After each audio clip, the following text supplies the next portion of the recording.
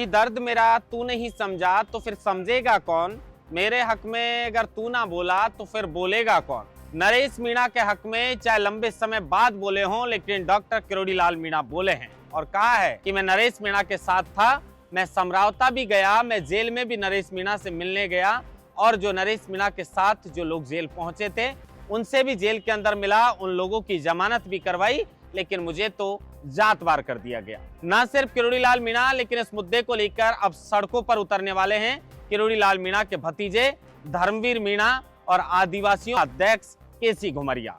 अब नरेश मीणा को एक मामले में जमानत मिल चुकी है, लेकिन उसके बाद भी चाहे वो किरोड़ी लाल मीणा के भतीजे हों चाहे केसी घुमरिया हों, इन्होंने कहा है कि हम सड़कों पर उतरेंगे। अभी तक नरेश मीणा को जमानत क्यों नहीं मिली है? किरोड़ी लाल मीणा ने क्यों कहा कि मुझे जातवार कर दिया गया, जबकि मैं तो समरावता पहुंच गया था, मैंने तो हिंसा को भी रोकने का प्रयास किया था। अब ऐसा लग रहा है कि जल्द ही नरेश मीणा की जमानत हो सकती है और उसके बाद जिस तरीके से अंता के अंदर उपचुनाव होने वाले हैं उसको लेकर भी कहा जा रहा है कि नरेश मीणा वहां से ताल ठोक सकते हैं। आज की राजस्थान डायरी में विस्तार से इस खबर पर चर्चा करेंगे। नमस्कार, आप देख रहे हैं लोकमत हिंदी और मैं हूं आपके साथ महेंद्र बांसरूटा।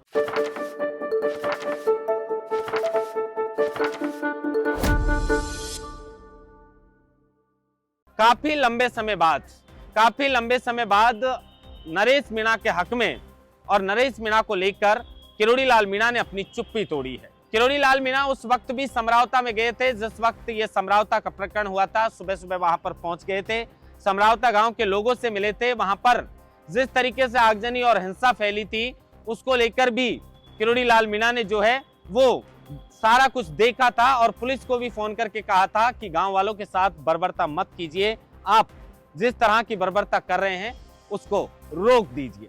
मीणा ने कहा था कि मैंने ही समरावता के अंदर पुलिस को रोका था, पुलिस को फोन किया था और कहा था आला अधिकारियों से कि फिलहाल रात के समय गांव वालों को परेशान नहीं किया जाए, और सुबह खुद पहुंच गए थे।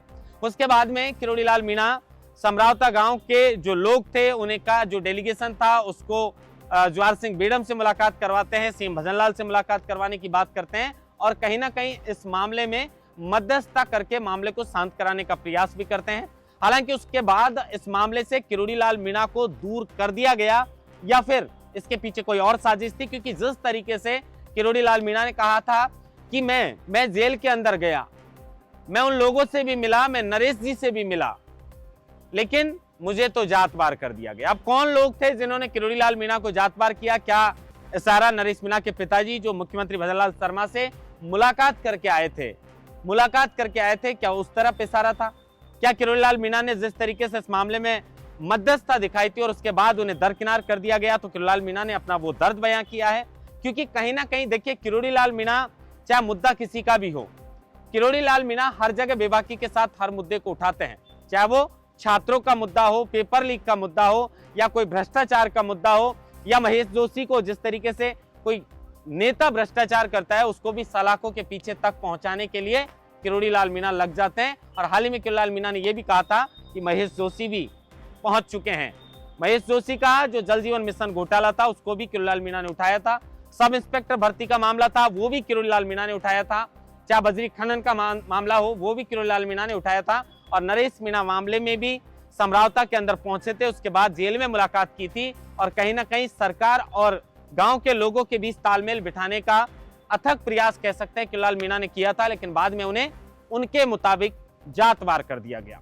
अब ये अपना दर्द किरोड़ी लाल मीणा का हो सकता है, लेकिन इसके अलावा अगर बात करें तो इस मामले को लेकर अब किरोड़ी लाल मीणा के जो भतीजे हैं धर्मवीर मीणा, उन्होंने पहले कहा था कि 1 जून को गंगापुर से लेकर जयपुर तक पैदल कूच करूंगा। उसके बाद तारीख जो है बदल दी गई, अब कहा है कि 5 जून को गंगापुर से लेकर जयपुर तक पैदल रैली निकालूंगा, अपने बच्चों को बीवी को सुरक्षित स्थान पर छोड़ दूंगा और फिर देखूंगा कि राजस्थान की सड़कें मेरा कितना इम्तिहान लेगी।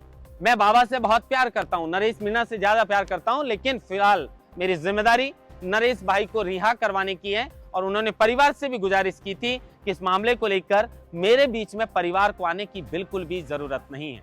अब इस मामले को लेकर आदिवासियों के प्रदेश अध्यक्ष जो केसी घुमरिया हैं, उन्होंने कई सवाल सरकार के ऊपर खड़े किए हैं और उन्होंने भी कहा है कि सड़कों पर उतरेंगे नरेश मीणा की जमानत को लेकर।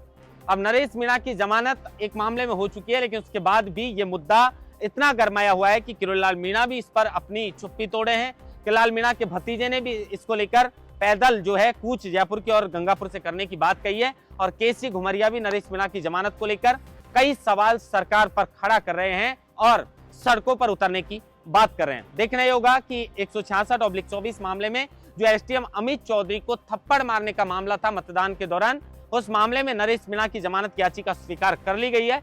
लेकिन उसके बाद जो रात को आगजनी और हिंसा वहां पर फैली थी, उसको लेकर जो नगर फोर्ट थाने में दूसरी एफआईआर दर्ज हुई थी 167/24, उसमें नरेश मीणा को कब जमानत मिलती है। महेंद्र बास्ता, लोकमत हिंदी, जयपुर।